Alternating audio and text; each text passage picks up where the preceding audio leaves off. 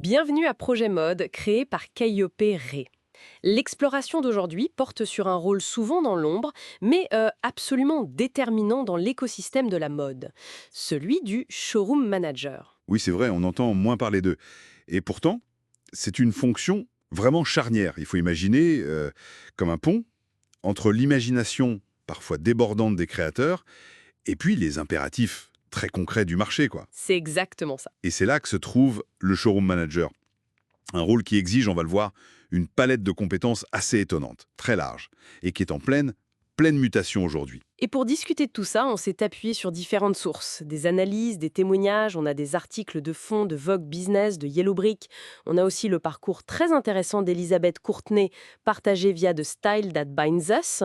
Très éclairant son parcours. Oui, puis des guides métiers, les perspectives de plateformes comme Virtu, plus Vice, bref, de quoi nourrir notre analyse. L'objectif, c'est vraiment de comprendre en profondeur ce que ça signifie concrètement d'être showroom manager aujourd'hui.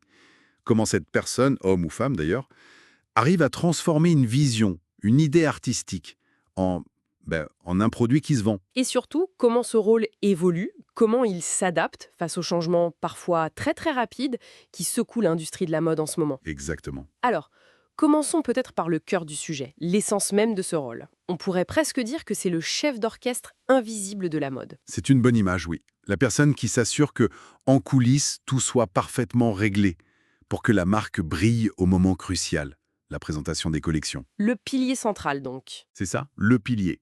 Parce qu'on peut avoir la collection la plus géniale du monde, si la gestion du showroom n'est pas à la hauteur, si la présentation n'est pas impeccable. Elle risque de passer inaperçue, hein. Exactement.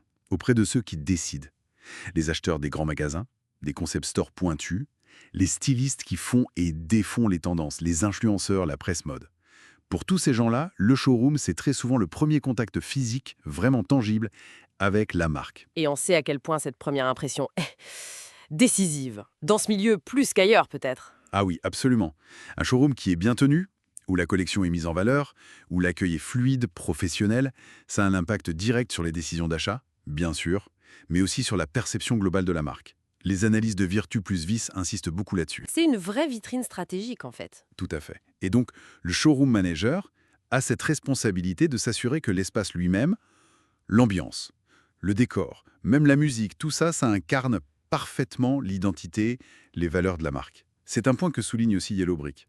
Il y a une dimension de narration visuelle très forte. Et c'est là qu'on retrouve cette idée de pont entre la créativité et le commerce. Ce n'est pas juste aligner des vêtements sur des cintres. Non, non, pas du tout.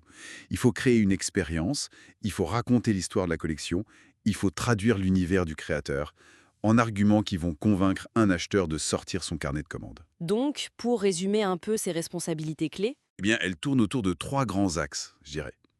Premièrement, faire le lien, être l'interface entre la marque et les acheteurs.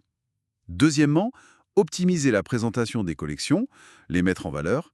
Et troisièmement, garantir que le showroom soit une véritable extension de l'image de marque, qu'il la reflète parfaitement. d'accord. Et alors, comment on arrive à ce poste finalement? J'imagine qu'il n'y a pas une seule voie royale, un parcours tout tracé. Allons loin de là. Quand on regarde les témoignages, on voit des origines assez diverses. Beaucoup commencent par des postes, disons, plus accessibles. Dans la vente au détail, le merchandising visuel ou comme assistant commercial, assistant showroom. On commence en bas de l'échelle, en quelque sorte. Voilà, c'est souvent une ascension qui se fait, eh bien, à force de persévérance, d'apprentissage sur le tas. L'expression «grimper les échelons», qu'utilise Elisabeth Courtenay, décrit très bien cette réalité. Il faut prouver sa valeur, développer ses compétences progressivement. Et la formation initiale, les études, ça compte quand même? Faut-il un diplôme spécifique pour espérer devenir showroom manager? Ce n'est pas une obligation absolue, non. Mais c'est clairement un plus, un avantage certain. Avoir fait une formation en merchandising de mode ou en gestion commerciale, en marketing, ça donne des bases théoriques solides, une compréhension du secteur. Des écoles spécifiques sont souvent mentionnées? Oui, on entend souvent parler d'écoles comme le FIT, le Fashion Institute of Technology, ou Parsons à New York, NYU aussi. Et puis l'université du Wisconsin-Stout, d'où vient justement Elisabeth Courtenay. Ce sont des parcours reconnus comme pertinents. Mais ce qui ressort vraiment, c'est l'importance de l'expérience pratique, du terrain, les stages, les premiers jobs directement dans des showrooms. Ça semble crucial. Ah oui, ça c'est fondamental. C'est là qu'on apprend vraiment le métier, les ficelles, les réalités quotidiennes. Et c'est aussi là qu'on commence à construire son réseau professionnel, ce qui est absolument essentiel dans ce secteur. Le parcours d'Elisabeth Courtenay, dont on parlait, est assez exemplaire de ça, non? Tout à fait, c'est très parlant. Après son diplôme, elle passe par un grand magasin, Dayton Hudson, puis elle s'oriente vers le wholesale, le commerce de gros, à Los Angeles. Elle gère ensuite les ventes pour la marque Nicole Miller sur la côte ouest. Une progression étape par étape. Exactement. Et elle finit par prendre la direction du prestigieux showroom Findings à New York. C'est vraiment l'illustration parfaite d'une carrière qui s'est construite en combinant la formation initiale et l'expérience terrain accumulée patiemment au fil des années. C'est un parcours inspirant. Alors, si on essayait de lister les compétences vraiment indispensables pour réussir dans ce rôle, quelles seraient-elles? Les différentes sources en citent pas mal, mais est-ce qu'il y a des choses qui reviennent systématiquement? Oui, absolument. La communication et les qualités relationnelles, ça c'est la base de tout. Il faut être capable d'articuler l'histoire de la marque de façon engageante, de présenter les collections avec passion et conviction. Savoir vendre l'histoire en plus du produit. Exactement. Et puis, négocier. Négocier fermement, mais toujours avec diplomatie, avec les acheteurs. Savoir désamorcer les éventuels conflits ou problèmes. Et surtout, construire une relation de confiance sur le long terme avec les clients. C'est un métier très humain au final. J'imagine aussi qu'il faut une organisation sans faille. Gérer les plannings de rendez-vous, les événements promotionnels, les livraisons des collections, tout en gardant une trace parfaite des stocks, des fiches clients, des ventes. Ça doit être un défi permanent. Ah oui, une rigueur extrême est nécessaire. C'est le mot. Et ça va de pair avec un souci du détail presque. Obsessionnel. C'est-à-dire, S'assurer que chaque vêtement est parfaitement présenté, bien repassé, bien éclairé, mais aussi être capable de repérer la moindre petite erreur dans un bon de commande, dans un listing d'inventaire. C'est cette rigueur qui garantit le maintien des standards de qualité qu'attendent les marques et les acheteurs. on parle aussi souvent de compétences en management, car le showroom manager a généralement une équipe à encadrer. Oui, tout à fait. Savoir motiver son équipe, déléguer efficacement, fixer des objectifs clairs, encourager la collaboration, l'esprit d'équipe. C'est un vrai rôle de leader. Et l'adaptabilité, j'imagine que les imprévus sont fréquents. Ça, c'est le quotidien, hein. L'adaptabilité et la réactivité sont cruciales. Le planning peut changer à la dernière minute, un acheteur VIP qui débarque sans prévenir, un retard de livraison qui met en péril une présentation importante. Il faut savoir garder son calme, être réactif, trouver des solutions créatives rapidement. Tout ça ne serait rien, j'imagine, sans une vraie passion pour la mode, une connaissance intime du secteur. Bien sûr, avoir l'œil pour repérer les tendances qui montent, comprendre les attentes des consommateurs, les subtilités des différents marchés. C'est indispensable pour bien conseiller les acheteurs. Et puis, évidemment, il faut de solides compétences commerciales. Savoir pitcher un produit, négocier les prix, les conditions et surtout conclure la vente. Et exactement. Et le dernier point, mais pas les moindres, Mhm. le réseau, le networking. Être présent aux événements clés, aux salons professionnels, cultiver ses contacts. Dans l'industrie de la mode qui reste un milieu assez connecté, la réputation et les relations, ça pèse très lourd. C'est vraiment un mélange complexe de compétences quand on y pense. Tout à fait. Ce qui me frappe, c'est cette dualité que plusieurs analyses soulignent.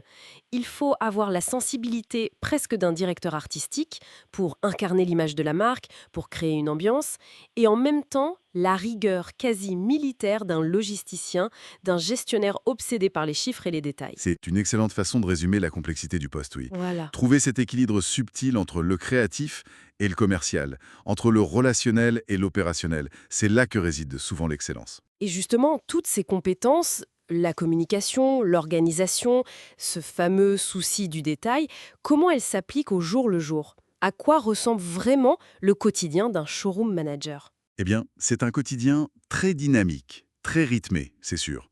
Une grosse partie, c'est la gestion de l'inventaire. Superviser la réception des nouvelles collections, s'assurer qu'elles sont stockées correctement en sécurité. Et surtout, maintenir un suivi informatique hyper précis. Savoir à tout moment où est chaque pièce. Ce qui implique une coordination avec pas mal de monde, j'imagine. Ah oui, une coordination constante avec les fournisseurs, les transporteurs, les équipes logistiques internes de la marque. Et puis, il y a toute la préparation physique des collections. Comme le décrit bien Elisabeth Courtenay, il faut déballer les cartons, vérifier, étiqueter chaque pièce, les défroisser à la vapeur une par une, avant même de penser à comment les présenter. Ensuite, il y a le cœur de l'activité, la relation client. Oui, le contact avec les acheteurs, les stylistes, les médias. Il faut cultiver ces liens, entretenir la relation, planifier les rendez-vous, les accueillir au showroom, leur présenter les collections de manière personnalisée, répondre à leurs questions et bien sûr prendre leurs commandes. C'est là que l'énergie commerciale est à son maximum. Exactement. Elisabeth Courtenay parle de l'effervescence de la Market Week. Ces périodes clés, quelques semaines par saison, où tous les acheteurs importants convergent. C'est intense. Les journées sont longues, il faut être au top de sa forme, très convaincant, très à l'écoute. Les compétences relationnelles et la capacité de présentation sont vraiment mises à l'épreuve. Le merchandising visuel, c'est aussi une tâche permanente, j'imagine, hein. Il ne suffit pas d'avoir les produits, il faut les faire vivre dans l'espace. Précisément. Il faut constamment penser à la mise en scène. Comment agencer les produits pour qu'ils soient attractifs, engageants, tout en respectant l'ADN de la marque. Et maintenir cet attrait visuel jour après jour. S'assurer que le showroom reste impeccable, inspirant. Ça passe aussi par une réflexion sur l'organisation d'espace, le floor plan, comme disent les anglo-saxons. Sans oublier la dimension managériale au quotidien. Superviser le personnel du showroom, les former, attribuer les tâches, évaluer leurs performances, leur apporter du soutien. Oui, c'est un aspect important, surtout dans les structures un peu plus grandes. Et puis, il y a toute la partie analyse et reporting. Suivre les chiffres de vente, essayer de comprendre ce qui marche moins bien, pourquoi. Identifier les tendances, les opportunités. Voilà. Et ensuite, synthétiser tout ça dans des rapports clairs pour la direction de la marque ou pour les marques représentées si c'est un showroom multimarque. Ça demande une vision stratégique continue, une capacité à analyser les données, à gérer les budgets aussi. Une dimension que je trouve particulièrement intéressante, c'est la collaboration avec les designers eux-mêmes. Comment ça se passe, cette relation? C'est très variable en fait. Comme le note Elisabeth Courtenay, ça dépend beaucoup de la personnalité des créateurs. Certains sont très ouverts, très demandeurs de retour du marché, de feedback sur ce qui plaît aux acheteurs. D'autres sont peut-être plus dans leur bulle créative. Le showroom manager doit s'adapter, j'imagine. Il doit savoir comprendre leur univers, leur vision, échanger avec eux de manière constructive. Souvent, le showroom manager est un témoin privilégié de tout le processus créatif, depuis les premiers croquis jusqu'aux prototypes finaux, les échantillons. Il peut même être invité à donner son avis lors des réunions de collection pour suggérer des ajustements avant la production. Oui, ça arrive fréquemment. Son regard pragmatique, sa connaissance fine du marché, des attentes des acheteurs, c'est une information précieuse pour affiner une collection, pour l'éditer, la modifier légèrement afin de maximiser ses chances de succès commercial. Ça illustre bien ce rôle de passerelle. Parlons maintenant de l'évolution de ce rôle.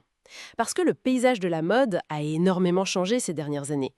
Historiquement, j'imagine que le showroom, c'était avant tout un lieu physique, des rendez-vous en personne. Ah oui, tout à fait. Pendant très longtemps, le métier tournait essentiellement autour de ça.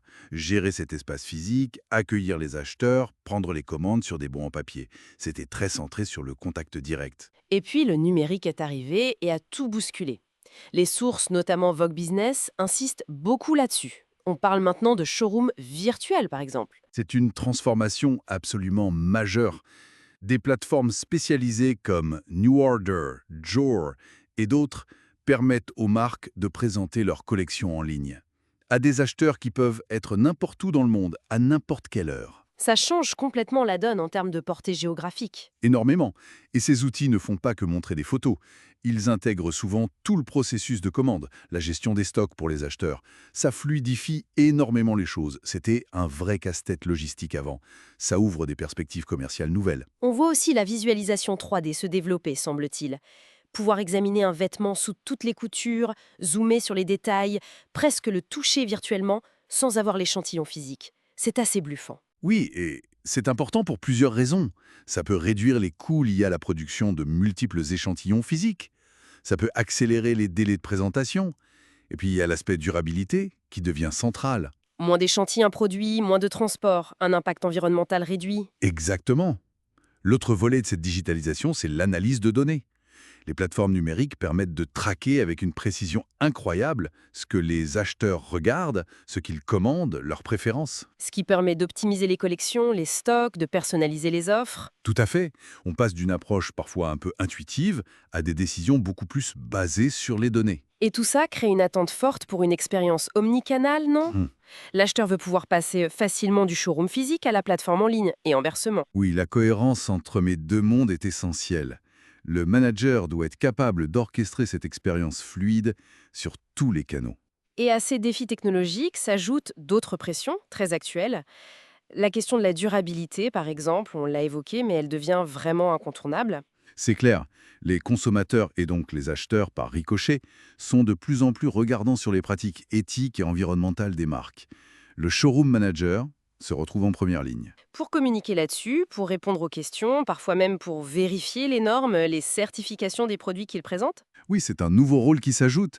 Trouver le bon équilibre entre l'esthétique, le message de la marque et ses impératifs de durabilité, c'est un vrai défi au quotidien. Autre défi majeur, les perturbations des chaînes d'approvisionnement mondiaux. On l'a vu ces dernières années. Ah oui, les retards de production, les problèmes de transport, les coûts qui flambent, tout ça a un impact direct sur la disponibilité des collections, sur le respect des calendriers de livraison et de présentation. Les managers doivent sans cesse jongler, trouver des plans B, anticiper. C'est une source de stress constante. Et puis il y a l'évolution du comportement des consommateurs finaux eux-mêmes. Avec la montée en puissance de la vente directe par les marques, le fameux DTC, Direct to Consumer, via leur site web, ça change forcément la dynamique pour les intermédiaires, comme les showrooms. Bien sûr, ça les oblige à se poser la question: quelle est notre valeur ajoutée unique? Pourquoi une marque continuerait-elle à passer par nous si elle peut vendre directement? Ça les pousse à innover, à offrir plus que la simple mise en relation commerciale, à devenir de vrais partenaires. L'article de Vogue Business sur le marché chinois est très intéressant là-dessus. Il décrit des défis spécifiques, un certain ralentissement de la croissance locale après des années folles, des questions de tarifs douaniers, une concurrence très intense entre les showrooms. Et ça les force à se réinventer en profondeur. Ce n'est plus juste «je prends ta collection et je la vends». Il faut offrir beaucoup plus. C'est un bon exemple de cette nécessité d'évoluer d'un rôle de simple intermédiaire vers celui de partenaire stratégique, presque un consultant à 360 degrés pour les marques. Exactement. Ce qui nous amène logiquement aux stratégies, aux opportunités qui existent pour les showrooms et pour les marques qui travaillent avec eux. Comment naviguer dans ce paysage complexe et en mutation? Une première piste évidente, c'est de capitaliser sur la technologie pour justement améliorer, enrichir l'expérience client. On peut imaginer des choses plus immersives dans les showrooms physiques, grâce à la réalité virtuelle ou augmentée, ou des présentations virtuelles ultra personnalisées en ligne. Le but, c'est de créer une connexion plus forte, un effet waouh. Utiliser le numérique pour élargir la portée géographique, c'est aussi une stratégie clé, surtout pour les marques émergentes. Absolument. Toucher des acheteurs internationaux auxquels on n'aurait jamais eu accès autrement, c'est une opportunité énorme que permettent les plateformes numériques. S'appuyer davantage sur l'analyse de données, on en parlait, pour prendre des décisions plus éclairées, mieux comprendre ce que veulent les acheteurs, sur quel marché, pour adapter l'offre. Oui, passer d'une gestion un peu au doigt mouillé à une stratégie vraiment pilotée par la donnée. Optimiser les assortiments, les stocks, ça devient crucial. Et pourquoi pas imaginer des collaborations plus stratégiques? Oui, bonne idée. S'associer avec des entreprises technologiques pour développer des outils spécifiques, par exemple. Collaborer avec des influenceurs pour gagner en visibilité. Ou même créer des synergies avec d'autres marques qui sont complémentaires pour organiser des événements communs, proposer des offres packagées. Il faut être créatif. L'exemple des showrooms chinois, encore une fois, est riche d'enseignements sur ces stratégies innovantes. Certains vont très loin. Oui, comme Alter Showroom qui propose un accompagnement quasi complet aux jeunes marques. Du mentorat, de l'aide sur l'identité visuelle, sur la supply chain, l'organisation de pop-up store. Ils agissent presque comme des accélérateurs de marque. D'autres, comme Tube ou Lab Showroom, misent sur la diversification. Ils ne vendent plus seulement des vêtements, mais un style de vie. Ils s'adaptent aux tendances, comme le passage du streetwear au gorpcore, cette mode inspirée des vêtements techniques d'extérieur, ou en ajoutant des objets lifestyle à leur offre. On voit aussi une tendance à renforcer les liens au niveau régional. Certains showrooms chinois, plutôt que de viser uniquement l'Europe ou les US, ciblent davantage les marchés voisins d'Asie du Sud-Est. Les sensibilités culturelles et modes y sont parfois plus proches. Et ils misent beaucoup sur le storytelling fort de marques locales pour séduire aussi à l'international. Pendant la Fashion Week, créant un buzz assez inattendu, ou Mons Showroom, qui a testé le modèle See Now, Buy Now, en transformant son espace en boutique éphémère juste après les présentations aux professionnels. Cette idée d'intégrer une dimension retail, même ponctuelle, c'est intéressant. Ça permet quoi? Ça permet de liquider éventuellement des stocks, mais surtout, ça offre un feedback direct des consommateurs finaux, une information très précieuse à remonter ensuite aux marques et aux acheteurs wholesale pour ajuster les stratégies. D'autres pistes évoquées pour la Chine, c'est de cibler les villes dites de second ou troisième rang, où il y a encore un potentiel de croissance important, et surtout un impératif de différenciation. Oui, Lexi Zheng, une experte citée dans l'article, insiste là-dessus. Le danger, C'est l'uniformisation, que tous les showrooms finissent par proposer un peu la même chose. Pour survivre, dit-elle, il faut cultiver une identité forte, un positionnement clair, cibler un profil de clientèle très précis, se spécialiser. Abordons maintenant le point de vue de la marque. L'analyse de Virtu et Plus Vis est assez éclairante là-dessus. La question de base, c'est pourquoi une marque, surtout une jeune marque, choisirait de passer par un showroom pour vendre en gros, wholesale, alors que l'idée dominante, c'est que les marges sont bien meilleures en vendant directement aux consommateurs, dit ici. C'est la grande question. Et l'analyse de Virtu et Plus Vis va un peu à contre-courant de cette idée reçue. Premièrement, elle met en lumière le coût souvent sous-estimé de l'acquisition client en DTC.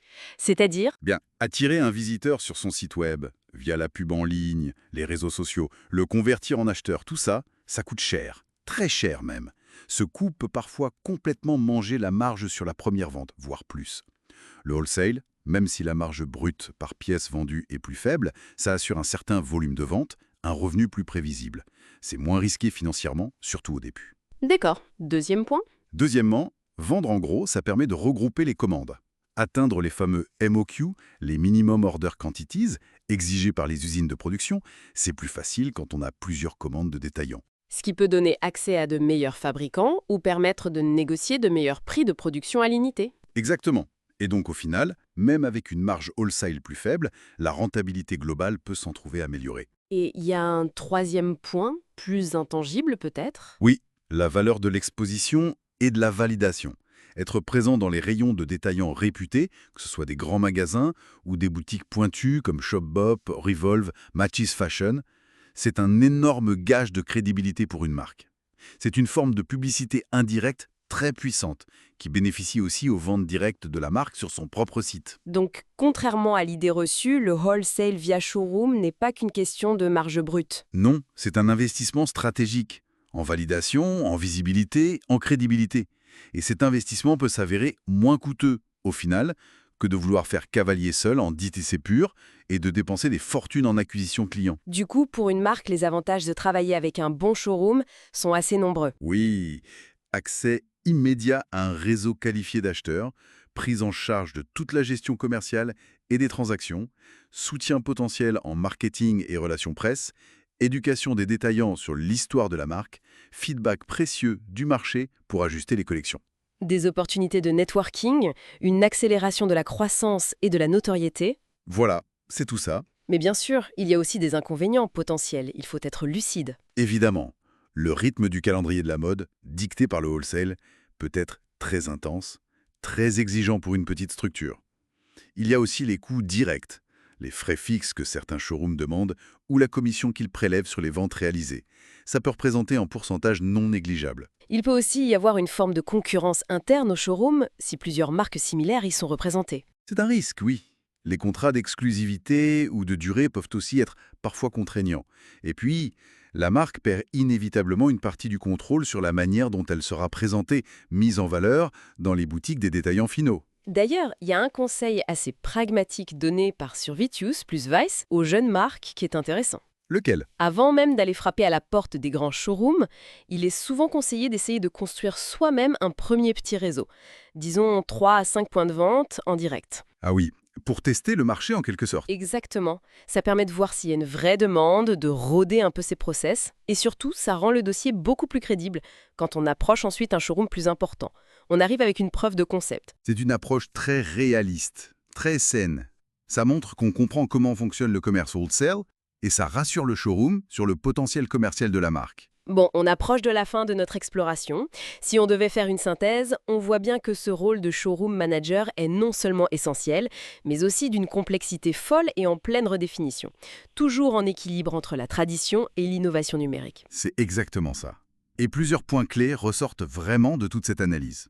L'adaptabilité, clairement, apparaît comme la compétence numéro 1 dans cet environnement qui bouge tout le temps. La maîtrise des outils numériques n'est plus une option. Non, c'est devenu un impératif absolu.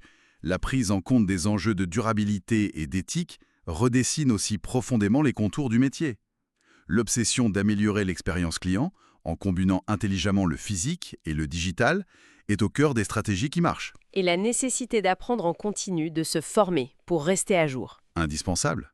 pour suivre les nouvelles tendances, les nouvelles technologies, les nouvelles attentes. La vision stratégique qui se dégage, notamment à travers l'exemple chinois qu'on a pas mal cité, est aussi très éclairante pour l'avenir des showrooms en général. Pour survivre et même prospérer, il va falloir construire ce que l'article appelle des capacités fondamentales irremplaçables. Oui, ça veut dire quoi, Trimule? Ça veut dire avoir une assise financière solide, bien sûr. Cultiver un portefeuille de marques qui soit vraiment unique, différenciant. Et surtout, adopter une vision à long terme. Résister à la tentation du profit rapide, mais éphémère. C'est ce que soulignent les experts comme Jing Chao et Lexi Zhang. Il faut bâtir une valeur durable. Ce qui nous amène à une dernière petite réflexion, une question qu'on pourrait laisser ouverte. Face à cette montée en puissance du numérique, du modèle direct consumer, des attentes des clients qui sont toujours plus pointues, quelle est cette valeur unique, vraiment irremplaçable, que le showroom physique et son manager doivent offrir demain? Autrement dit, comment peuvent-ils non seulement éviter d'être dépassés, marginalisés, mais au contraire se réaffirmer comme ces fameux centres névralgiques du commerce, indispensables à la vitalité et à l'innovation de l'industrie de la mode, comme le suggèrent certaines de nos sources. C'est sans doute la question fondamentale pour l'avenir de cette profession. Et peut-être même pour l'avenir de la